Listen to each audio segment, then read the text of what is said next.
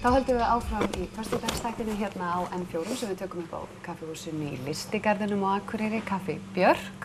Og næst komið að því að tala bækur vikunar. Við ætlum að hafa þetta svona þema að tala bækur, enda ekki seinna vænna við ætlum að ná að tala margar bækur fyrir jólin. Já, við ætlum að ná öllum jólabókunum fyrir jól. Það verður maraþonþættir. Það verður hverjum degi, velkomin. Takk fyrir.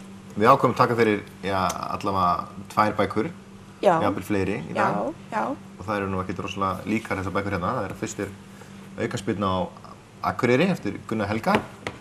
Og svo með góðu eða illu, þetta ein skandinavíska krímaserían. Já. Elsbeth Ekholm sem skrifar þetta sem er dönsk. Já. Hvar að byrja? Ef að byrja á Elsbeth? Já, byrjum henni. Þetta var bara, ég nú ekki, ég les ekki mikið af krimum, en mér finnst það bara alveg ótrúlega góð. Já. Það var reyndar velti fyrir mér á tímabili að það var svo ótrúlega mikið af karakterum og konur sem allar kljást við stóru vandamál. Já.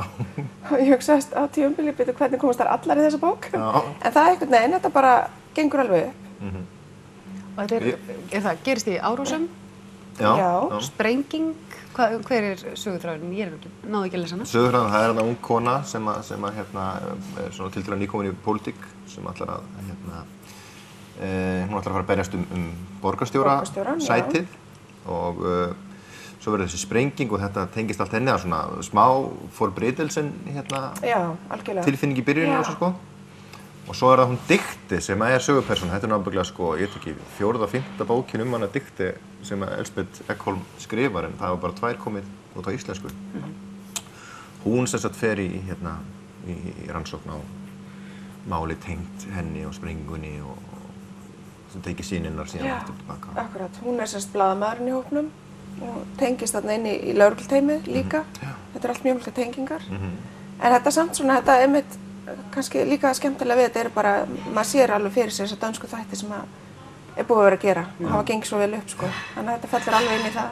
Já, og fyrir mitt leyti til eins og til dæmis Lísa Marklund sem hefur verið að skrifa mikið af krimmasögum. Ég er hrifnari af þessari konu, Ekholm. Mér finnst einhvern veginn, hún er skýrari finnst mér sko. Karakterarnir eru skýrari, sagan er skýrari og þú er svona dettur fyrir inn í þetta. Já.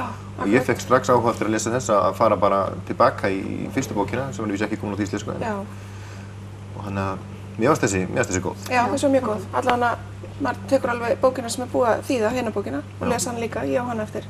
Þannig að það er ekki spurning. Og svo eru þau að fara að gera sjónvarpsþætti út í Danmörku. Já. Upp úr þessum bókum. Það er svolítið skemmtilegt. Já. Eftir að hafa lesið þessa bók þá er það svolítið spennandi. Ég trúi ykkur. Aukaspyrna á Akureyri, Gunnar Helgason. Hann var búinn að gera hvað það eru? Víti í Vestmannaeyjum. Já. Þetta er svolítið sniðugt hjá honum. Hann tekur hérna fótboltamótið sem náttúrulega, sko hvað það eru nokkur 1000 drengir sem mæta á þessu mót. Sem sagt SO-mótið sem heitir N1 mótið. Já, hérna hjá okkur. Já. Og þarna er þá komið framhaldið af Víti í Vestmannaeyjum. Þá eru strákarnir þeir eru komnir í annan flokk. Í hérna fótboltanum, sennilega var 5. flokkur og eru mættir á móti á Akureyri. Já. Og þetta er bara þeirra upplifun af mótinu. Og ég, sko, fyrir mig að lesa það sem fullorðin, sko, þá náttúrulega það kveikir kannski ekkert brjálæðislega í mér en ég er búin að vera að farast á svona fótboltamótum og maður veit alveg hvernig þessi dagar eru og þetta kemur alveg heim og saman. En fyrir þess að stráka að lesa þetta, þetta er náttúrulega stráka fótboltamót, þetta er alveg fyrir stelpur líka. Hann skrifar þetta einhvern veginn þannig að það er eins og hann, sko, allt í þessu sé bara orðrétt. Já, orðrétt eftir strákunum. Já, eftir því sem ekki gerði, sko. Já. Og það sé nánast engin skáldskapur í þessu, það einhvern veginn ljóslifandi. Já. Og ég held að sé einmitt bara að því að það er rosalega mikil strákarödd í skriftunum. Já, það er það. Og það er alveg bara þögnin og allt eru þarna inni og það er bara lýsingin, sendingar á boltunum og teikningar með leikkerfum. Já, það er alveg. Það er aukaefni í bókinni. Eina sem ég hugsaði var sko, ef ég væri Polli sko og væri til dæmis keppa fyrir Þór eða hvað sem er, KR. K.A. Og væri að lesa Þróttara eins og hann er. Já, þetta er Þróttarastrákur. Já, hvort að ég hefði einhvern áhuga á því en einhvern veginn skiptir engu máli þegar maður er komin inn í bókina. Nei, ég held ekki nefnilega. Ég held að allavega getur maður ímyndað sér að þetta verði, eins og þú varst að segja áðan, kannski bara svolítið svona endurupplifun eða ímyndun áður en þú ferð á mótið eða endurupplifun eftir þú ferð á mótið. Í rauninni, sko. í rauninu og það er einn á mínu heimili sem á leiðinni á móti í Vestmannaeyjum í fyrsta skipti næsta sumar og þá held ég bara kjörið að lesa víti í Vestmannaeyjum. Og svo þetta að taka þessi framhaldi. Svo næsta ári, já. Það mjög snilt. En svo náttúrulega bara tekið fyrir hérna einn riðill, þannig að, og sérstaklega fyrir liðin í þessum riðli, hvort sem þetta var raunverulegur riðill ekki, við veitum það ekki alveg. Ja, því svo verður þetta eiginlega svona hálfgerð handbók, því í sko, restina alveg talað sko foreldra hvað maður taka með sér á sig mót og allt það, þannig að þetta bara svona skemmtisaga og handbók fyrir fótboltamót á Íslandi. Já, en svo það kannski ekki bara skemmtisaga, því það pínu sorglegt inni líka. Já, það drama í þessu, dramatvist. Vinurinn sem að fer yfir annað lið og svo þá heimilisofbeldi mér saman. Já. Og bókin endar þannig að það hlýtur að vera framhald. Já. Hvaða mótur næst? Þeir hljótu bara að koma á seinna árið.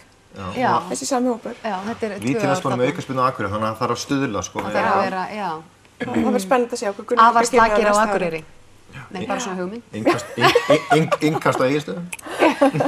Innkast á Egilsstöðum.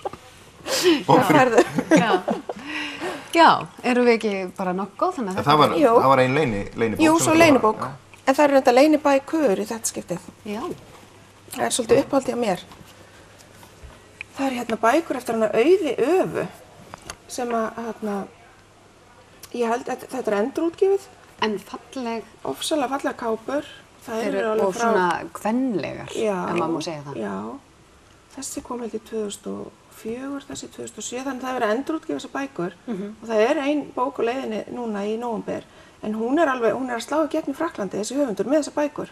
Já. Hún er búin að móka sér verðlaunum og það er bara hérna vitnað í sem sagt, umsagnir úr frönskum, sem sagt frá Frakklandi hérna á kápunum. Bókmenntaleg uppgötvun ársins, hvorki meira en minna. Þessi bók kom út í haust í Frakklandi og hún var beðin að koma, það voru 1000 bókabúðir í Frakklandi sem vildi fá hún til að árita.